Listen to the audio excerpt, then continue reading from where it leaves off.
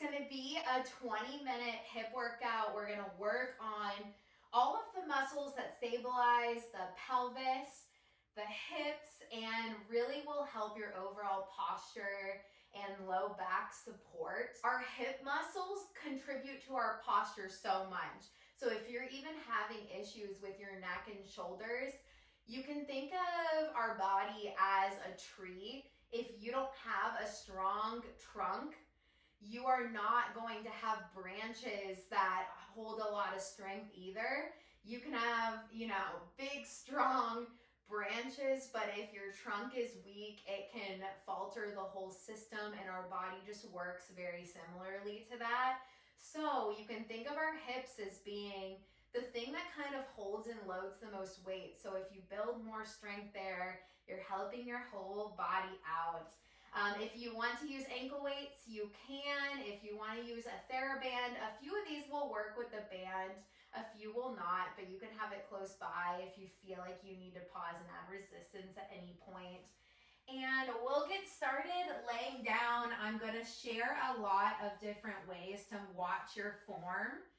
As we start, keep your knees bent, and the first thing we'll do just to wake up the body will be to play with a few little pelvic tilts, just so we can tune into our lower hips, our pelvis area. So just feel as though you're trying to flatten your back, pull your belly button straight down, and then you can relax it. And just see in your body as we take this back and forth, if it's really easy to press down and feel that tightening in your lower belly, or if it's a really big challenge. So I tend to have a little more of an anterior pelvic tilt. So when I do these pelvic tilts, it's very significant, but everyone's pelvis is going to be oriented a little bit different. But just get used to that motion, and the reason we start here is because you really need to pay attention to your pelvis as we do hip strengthening so you maintain the proper form. We'll just take a couple more. And if your pelvis already sits back a little, it might be more challenging to even tip it forward versus back. So just kind of play with that in your body.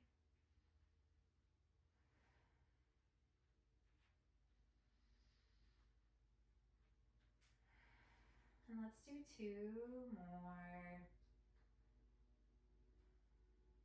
Good morning, body, for me, because it's morning. All right. And for me, because I have just an extra, we can say even bridge under the body, I have to hold my tummy in with every exercise. So if you know your pelvis kind of tips forward, I would keep that in mind. We're going to keep the right leg bent, straighten out the left leg. And what we'll do is tighten the belly, and we're going to lift the leg to the height of the opposite leg and then go down. And for going down, you might not want to lower all the way to the floor, especially if it starts some compensation where you start feeling it in your low back. Everything should be core in the front of the hip. So you'll just rise it up slow and lower it down slow.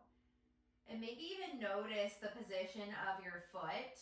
If your knee tends to lock, you want to make sure you're tightening that muscle on the top of the thigh and supporting it, and making sure your leg's not going too far in or too far out. And we'll start that. We'll go for 10. Official. 1, 2. And when we go really slow with this motion and we don't use momentum, it's wild how much harder it is. That's 4 and 5,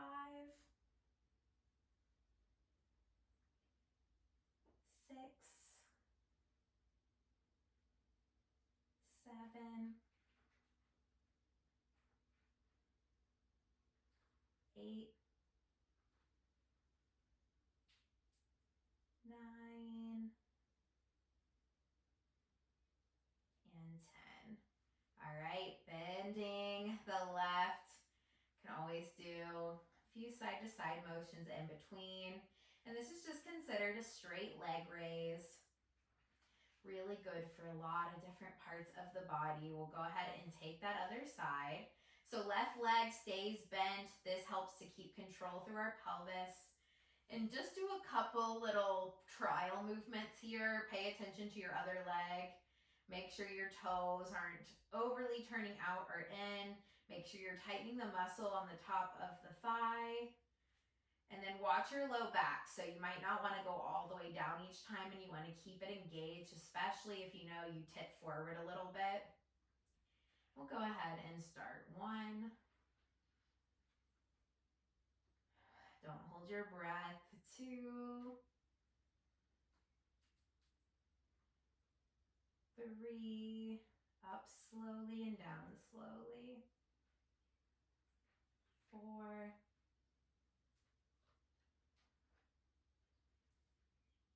5.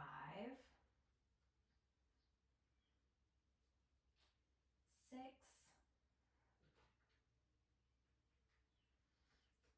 7.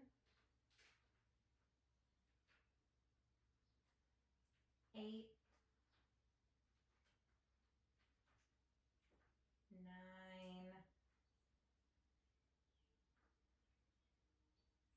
And 10. All right, bend the right. Rest it out, and we're just gonna do one set of everything.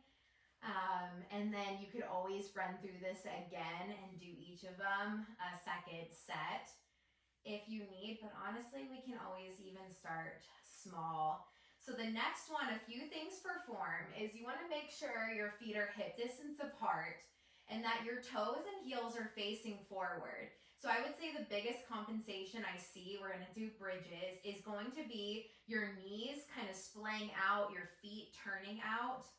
So a good cue is to think of your inner thighs dialing down some as you do it. So we're lowering through our inner thighs just with that muscle. And you're gonna push through your feet and just lift up your hips and then lower down. So a few practice reps just to see. Maybe you're turned a little bit to one side, so my right hip is weaker, so I tend to tip down a little bit with bridges because this hip wants to work a lot more than this one. And you want to make sure at the top your knees aren't going out. So inner thighs dialing down is a good little cue. And once you find that in your body, we're going to take 10 slowly. You should not feel pressure in your low back. This should be really centered around glutes. Maybe even the hamstrings will kick in slightly. And you're not even having to do a really big squeeze. 2.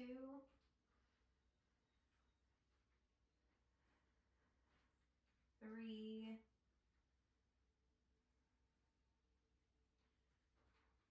4.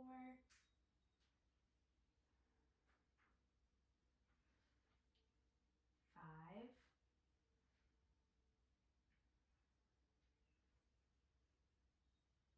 6.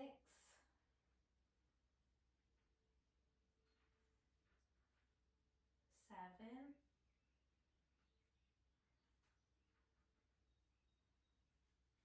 8.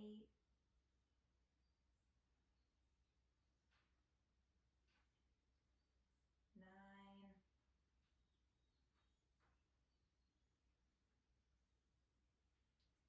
And 10. Good. Rest it a second. All right, here's where it gets extra fun. We're gonna lay to one side. You can pick which side you want to start on. And for me, I don't have to do it anymore, but there was a time where I have such weak ribs, I needed to slip a pillow underneath. So if you go on your side and you can really tell that there's a really big dip here, you might want to play with putting a little pillow here for support. So this is more centered out. Just giving a little cue. Your bottom leg is going to stay bent and your top leg is going to go straight. Now there is a lot of compensation that happens with this exercise. So the top thing I see is your foot turns and you go to lift your leg and you kind of just use momentum and go up. No, you are meant to feel it right on the side. The more you turn your foot out, that's because this muscle that is usually tight in everyone is taking over. And this muscle is so weak on most people that it tries so hard not to be activated. So you need to keep your toes up, and you're only going up about 40 degrees. So think of, that would be the 90 all the way up and 0. We're not going up very far to actually get that muscle to work. And you might want to keep your hand even on that top hip to feel if you start trying to rotate, because your body is going to want to cheat it. So your pelvis needs to be stacked here, toes stay forward, and a little lift up, all right on the side. We'll take 10 of those. 1, 2,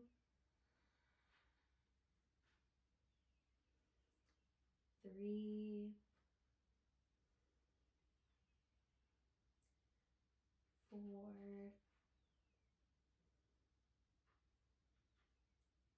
5,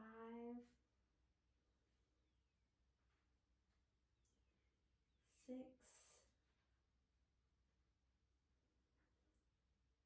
7,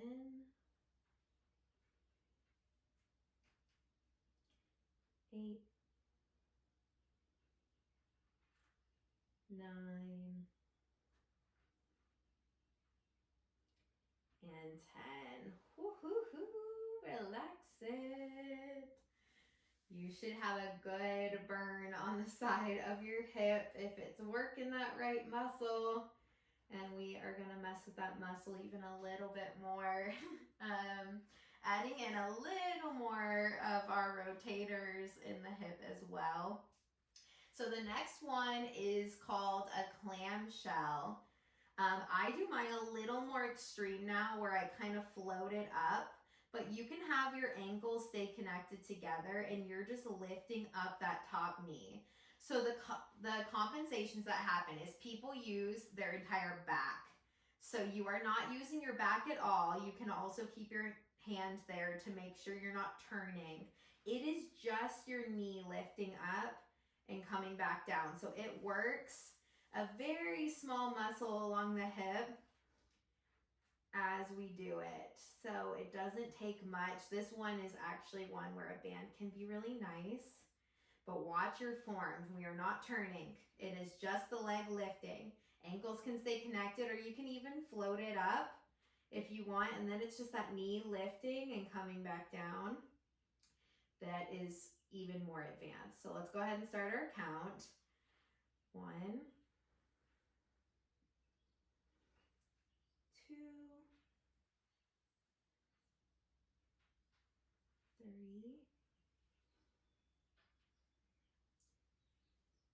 4, 5,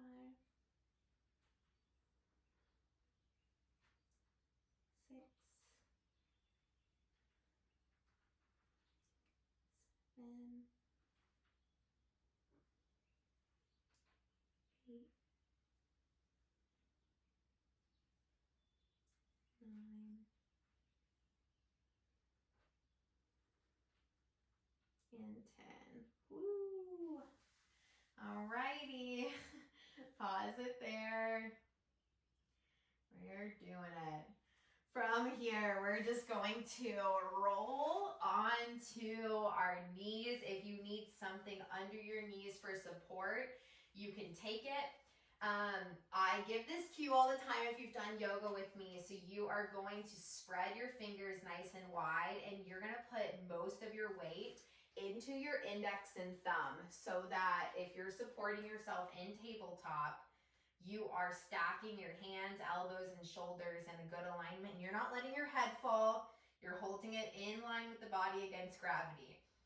Now, if this is exhausting, another modification you can do is just to use a ball and just have a little extra support for your spine, so it's less pressure on your hands.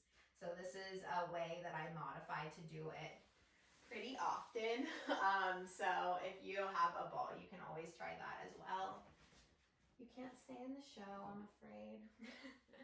All right, so from here, we are gonna lift one leg up, and then we're just gonna do a little lift to the sky and back down. So we are not arching our low back, we're keeping our tummy in, and it's just enough to feel that glute fire up and then come back down. And a lot of times you can even glance back at your knee. Your leg might want to cross out a little bit. If you're tighter in one way, it might want to go out to the side. So you might need to do a couple little form practices before you start it. And it's not a very big movement, but I'm going to go ahead and start our count at 1,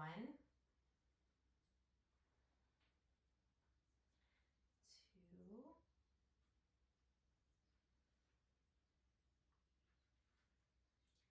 3, might be a couple things to think about, that's okay. 4, 5,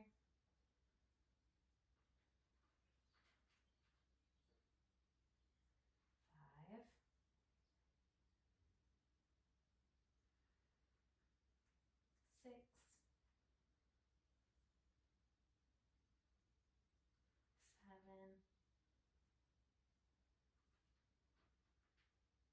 8, 9, and 10. All right, you can set it back into a child's pose for a moment. Once you make it there, stretch everything out. We're going to take the other side. If you need to roll out your wrist, you can. Tabletop is an exercise in itself, especially early on and starting stabilization work. We don't put weight through our hands a lot, and it just takes a lot just to keep your fingertips just pressing into the mat. And holding your head up against gravity is also a challenge, so give yourself credit even in this shape. All right, we're gonna go into the other side, so do a couple of form practices, maybe look at your knee kind of going up, play with tightening through your core, and it's a very little motion. So our hip only goes back about 20 degrees without compensation anyway, so it's not a big movement. All right, so we'll go ahead and start. 1, 2, 3, 4, 5, 6, 7, 8, 9, and 10. Whoop, whoop. Rest it. And we are gonna go to the other side and take our hip ones over here. So once again, if you need a pillow under your ribs, you can take it there. We're bending our bottom leg, we're straightening out our top leg. And remember, this one is so easy to compensate. Even as you get tired, you'll watch your foot start to turn. So keep your whole body on your side, maybe hand on that hip so you can feel when you start to want to roll back. And it's a really little lift. It's not even that high, and we should feel it all on the side. The second you start feeling it in the front, you're turning. And it can happen really easily. So we'll go ahead and start that. 1, 2,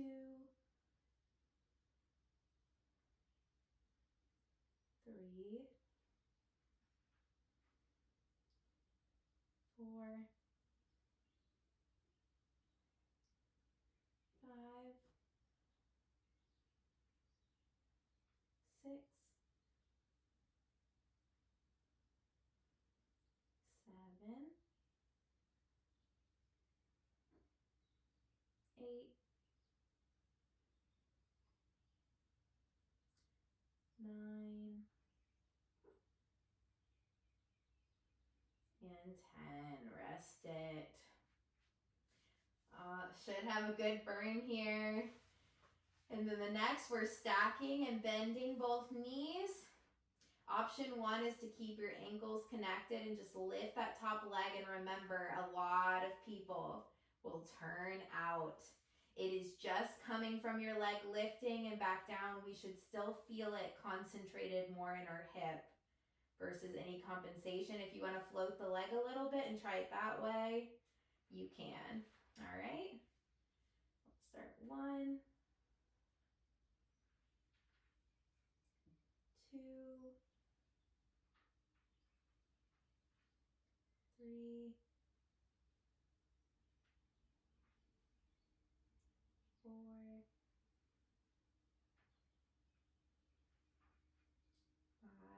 5,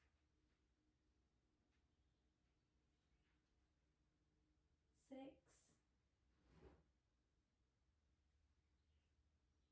7,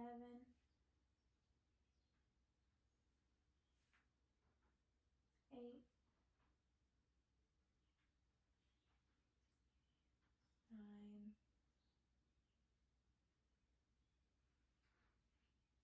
9, and 10. All right, you can flip back onto your back. Beautiful. We are just going to do one more exercise and we will be done. Give yourself just a second. So the next thing we're going to do is bring a leg up. So we're at like a 90 degree angle here. The opposite leg is going to stay bent and paying attention to our belly. We're just going to pull the knee up towards our chest enough that we can feel that little work in the front and back out just about halfway. 2, and this is just important, not hold your breath. So inhale and exhale.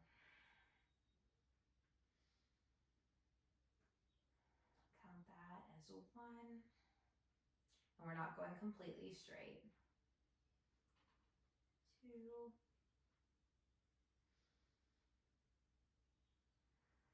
3,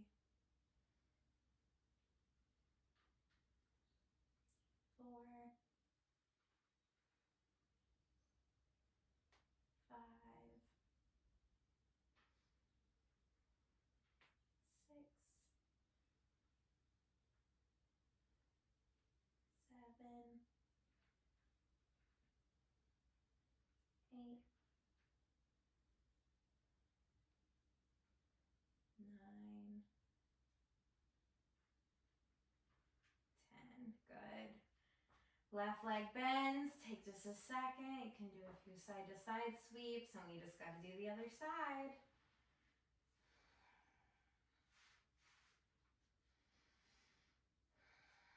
So keeping the left leg bent, bringing that right leg up to that 90 point where the hip can kind of stack knee over hip.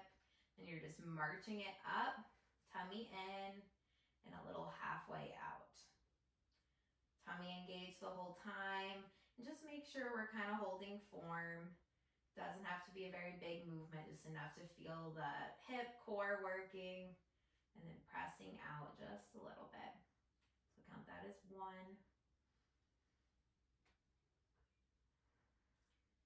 2, 3, 4,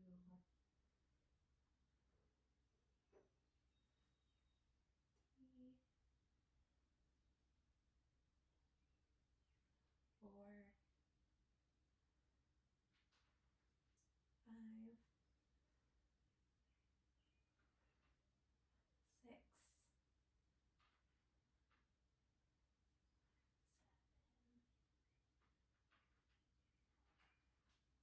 6, 7,